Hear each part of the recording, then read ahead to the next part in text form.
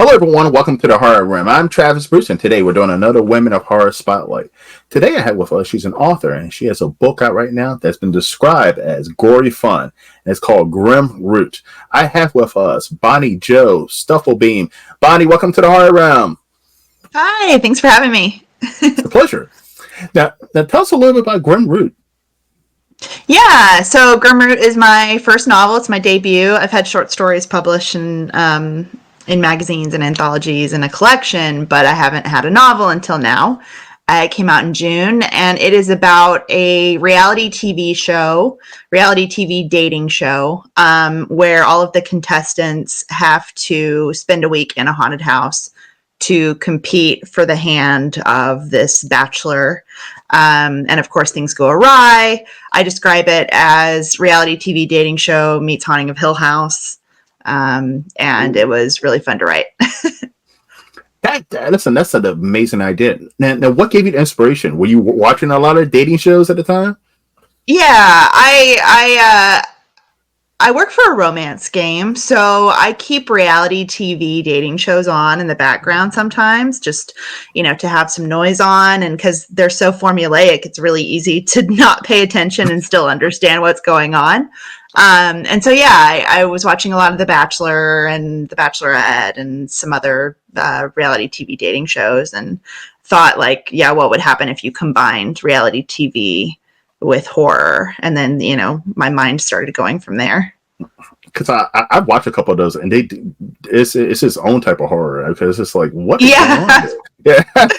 Yeah, for sure. And it's got its own tropes, just the way that horror does. And people like those tropes, and they like to tear them apart and analyze them. And, there are just all these common sayings that you hear in reality TV, and it does become kind of horrifying. It's like the script that's not really a script, but everyone says it, or these formulas that aren't really formulas, but everyone goes by them. You hear, oh, they're not here for the right reasons constantly, and it's just. It's this really funny phrase that everyone who has ever watched a reality TV show now knows. And so that whole, I don't know, in a way, some of the people who go on these reality TV shows, they seem brainwashed in a certain way. And so I wanted to kind of explore that element. Because I agree with you. It's kind of sad. Listen. I've been out in the single world and so forth, and I know. Listen, it's not that easy. It's definitely it's hard, especially when we get to a certain age. It's hard, but I'm to go on a dating show to compete with God knows how many other men or women for one person, and it's kind of sad. Yeah, and if you're a person who is watching these shows and is, thinking about them critically, you do start to think, well, most of the people probably aren't there to date someone. They're there to find reality TV fame. They're there to promote, their own product, their own lifestyle, Instagram outside of the show. And so that's very interesting to me, but they have to pretend like they're there to date. Yes. It's a farce. It is. Now you said that you've written many short stories before, and this is your debut novel. What was that transition period like to go from writing short stories to, a full-length novel? It was horrifying. I bet. I love writing short stories because they're short and compact, and I do have this. I have a tendency to write very lean, so writing novels was learning how to write long like that was a process for me. This is not the first novel that I wrote. I wrote 4 before this, I think, and 2 or 3 of them went out on sub and didn't get picked up.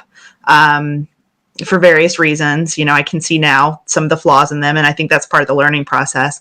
But yeah, just learning how to sustain plot beats and character arcs over that long amount of time. It was a lot. I had to bribe myself with little prizes for working on it, for working on some of these novels, just because a lot of it was very difficult. Yeah, 'cause I mean, you have to go into full-fledged character development when you're doing a novel compared to a short story. It's bing, bam, boom, and Yeah. you just hit the surface. But you have to go in deep with these characters, and so that the reader can actually, put themselves in that individual's shoes. Yeah, and you often have little side plots happening, multiple characters with multiple stories, and in a short story, like you can have an arc that is just it's very small and contained, and then in a novel, your arc needs to be bigger, and your character needs to change in a bigger way, and be affected by the end of the book in a way that a short story can kind of begin and end in the same place and explore is something else about the world, like maybe the world changes around the character, and it's harder to do that in a novel. You kind of have to have the character change by the end of the novel. Now, I can imagine stress-wise and just nerves, getting, writing your book, having it edited, published, and now it's in readers' hands. I can imagine that is stressful.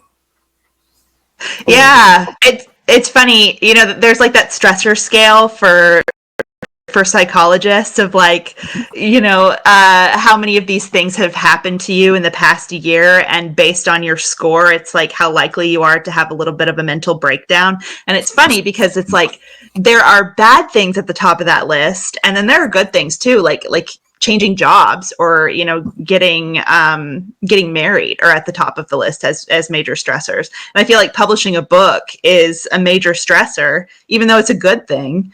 It does kind of, at least when you're not used to it, put you in a bit of a whirlwind. Luckily, I had a novella come out like right before this, so I kind of knew, and so the release of the novel was not nearly as head spinning for me as it would have been if I had not had a collection and a novella come out last year or the year before.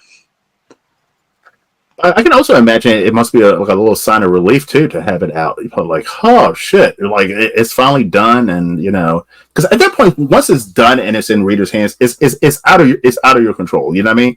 Yeah. It's they're gonna love it or they're not gonna like it, or it's out of your hands at that point. Yeah, typos be damned. Yeah, exactly. Now, do you pay attention to reviews? I read them. I think it's really cool to have readers not only like read the stuff that I wrote, but talk about it, like be invested enough to go on to Goodreads and to say, either positive things or negative things about the book. Like that's really interesting to me.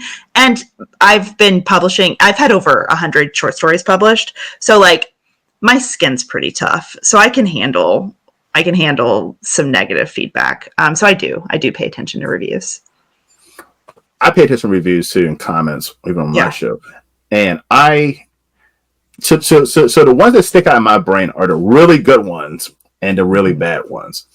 What's like one really good positive review that you received for any of your work that it sticks on your brain and you're like, wow, I love that. Yeah, I really like it when I get a fan letter, especially for something that I didn't think a lot of people would read, like a short story, because the market for short stories is so much smaller.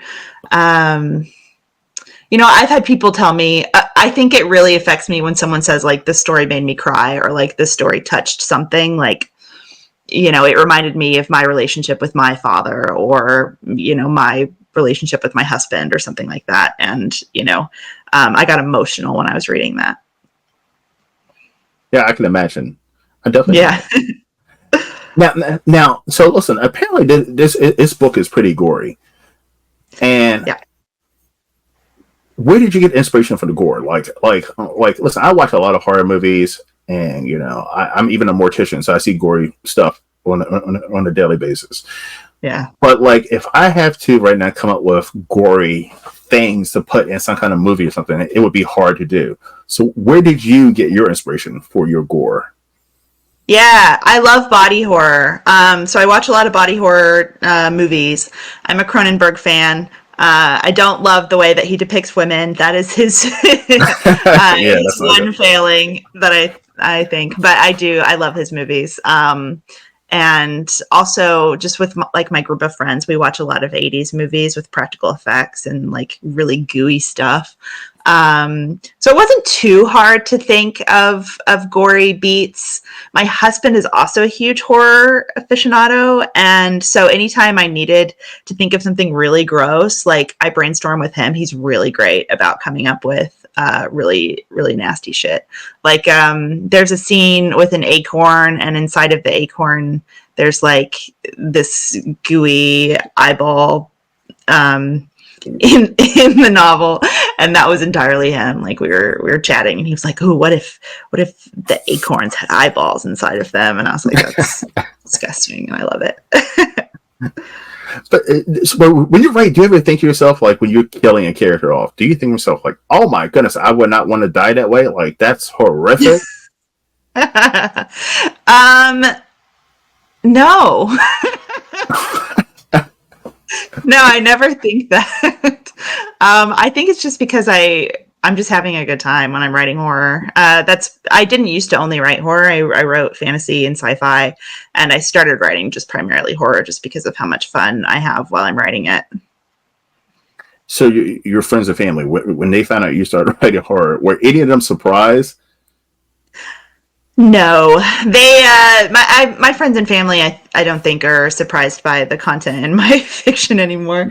My mom, when she first started reading my short stories, there were a couple of comments. She has a hard time divorcing the writer from what's been written. So there were a lot of questions that she had about like, did you really do this? You know, like, did you really do these things in college? Yeah. I have to be like, well, maybe I did some of these things in college, but first of all, I'm not going to tell you which things are real and which things I did not do. You don't want to know. But also, it is fiction, so no, I did not live the lives of all of these characters. And once it got more and more horrific and fantastical, I think she started being able to be like, "Oh, okay, this really is fiction." Now, most authors I talk to, they say that at least one character in the book is them. You know, is a self-reflection of them. Which character in Grim Roots would you say is you? Is Bonnie? Yeah. So the main character is probably like a version of me that she's very closed off, and she shares things in common with me. Like I wanted to explore a woman who had gone through divorce. I went through divorce not that long before writing the book, so clearly like that was an influence. But she's very emotionally closed off and very unable to connect to people, and she kind of feels like she has this darkness inside of her, and that is not me anymore, but that was me of the past, you know, like years of therapy and realizing that like, oh, I don't express my emotions, and I don't feel my emotions the way that other people do. And I've gotten to a point where, you know, that's no longer the case. I'm now like fully in tune with my emotions, but that Bonnie of yesteryear, I think that the main character, what's her name? Linda. And then she has a complex relationship with her father, and so that is definitely influenced by my own. So do you think that I mean, you were saying that you went through a divorce. Do you think that kind of fueled your story a little bit about, okay, people are trying to find love, but we're going to kill them? I don't know. I think maybe. It's more that like the divorced characters on these reality TV shows are treated in such a way that like they're ashamed to say they're divorced. They're like considered the broken choice. You know, they're never really the front runner because they've experienced love and they did something wrong and it ended. And so that's kind of where I wanted to explore it. Not that love will kill you, because there is a love story in the book that is not problematic, and that is, you know, moving and nice for the characters. It is not with the groom. It is not with the Bachelor style character. It's between two of the contestants. Well, why is that, by the way? Why is that in society that like people who are divorced are looked at, and I don't see in a weird way, but it's like, oh, and when I feel like majority of the people at a certain age have been divorced before. Yeah, it is weird. It's like, and I don't come from a religious background, but it's still like the way that I was raised, it was like, oh, that person, you're not supposed to get divorced. And when you think about it critically from a non-religious perspective, it's like, why not? It's a legal agreement. And also this idea that a relationship is failed because you got divorced or it ended, and that, relationships are supposed to go on until death. And basically, like, that's not always the case. Like, you didn't waste those 10 years. You probably learned a lot about yourself and what you want and what you need, from that experience. And so I don't consider that wasted time, but so many, and it's hard to get to that point where you're not considering that wasted time. Actually, I think it's just so ingrained in us to think that marriage is forever. And I don't know, I guess part of me does think that it probably comes from like religion, and it's just so ingrained in our society that it hasn't gone away. Exactly.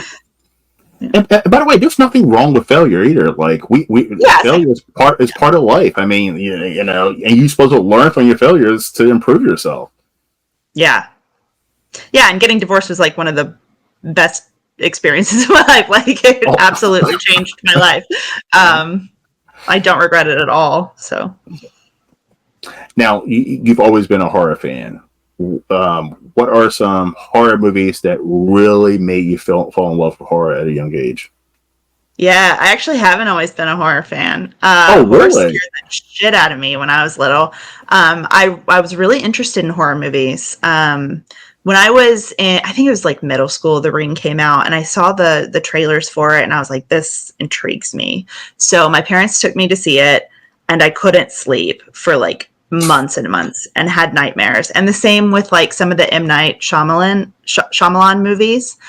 Signs, some of the scenes in there like really got to me, where I wasn't able to look at a TV while I was in bed because of that scene where you like see the alien reflected in the television. Like,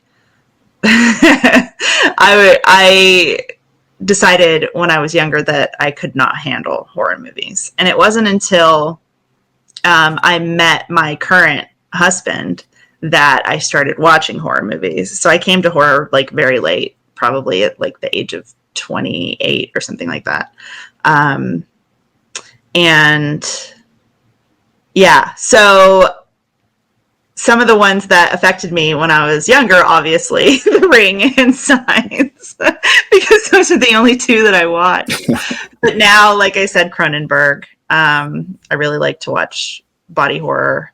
Nightmare on Elm Street is kind of the one that freaks me out the most, because it's like you can't get away from sleeping, No. And I already, had that experience with nightmares, and I already have so many nightmares that the idea of like sleeping not being a happy place that you can go, that's one that really like it's hard for me to watch those because they do freak me out. And I agree with you about nightmares. It's something about like I don't have nightmares that often, but the ones I can. There's certain things about nightmares that it's like people say you can pinch yourself and you'll wake up. That does not happen with me in nightmares. I be pinching the hell out of myself, and I'm still like not waking up. But also, what I hate about nightmares and dreams.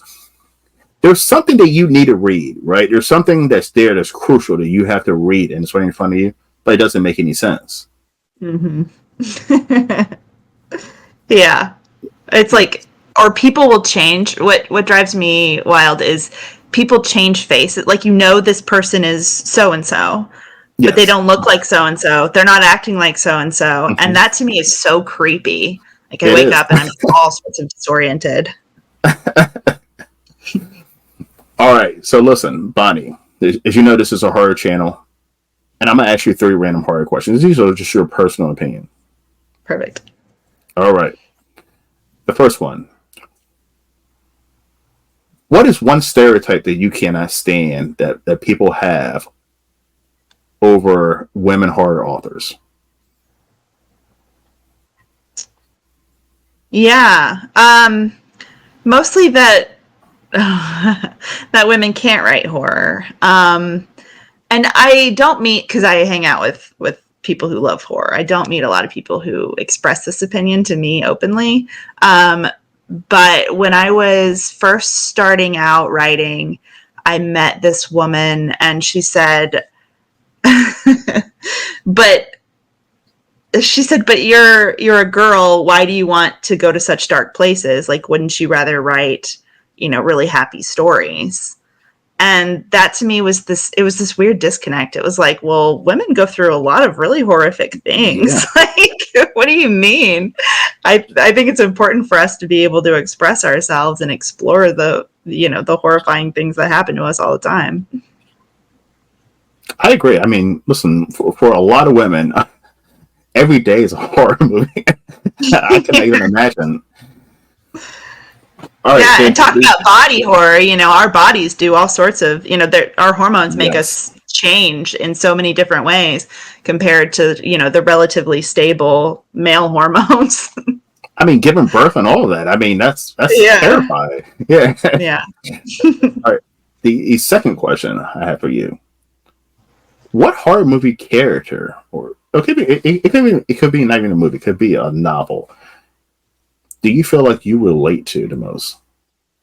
I'm not Mm. saying you're killing people or anything, but you're like, I understand where that person's coming from. Yeah.